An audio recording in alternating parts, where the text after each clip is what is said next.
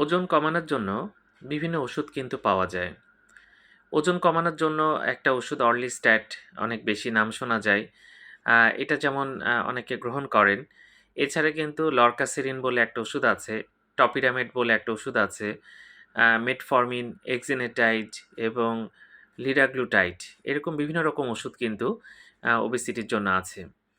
তবে এগুলো ডাক্তারের পরামর্শ ছাড়া কখনোই খাবেন না এবং মূল কাজটা হচ্ছে ওবেসিটি বা ওজন কমানোর জন্য লাইফস্টাইল মডিফিকেশনটা আগে, তারপরে ওষুধ।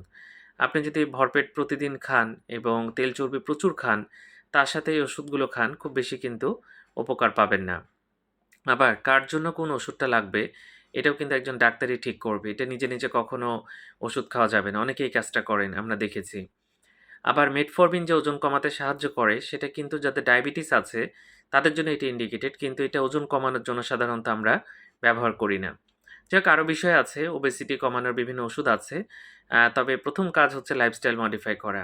নিয়মিত পরিশ্রম করা, ফ্যাট বা তেল চর্বি কম খাওয়া, একদম মানে ক্যালোরি যেগুলো খাবারে বেশি আছে সেগুলো কম খাওয়া, এগুলো চেষ্টাটা আগে করতে হবে। তারপরে ওষুধের কথা আসে। ধন্যবাদ সবাইকে।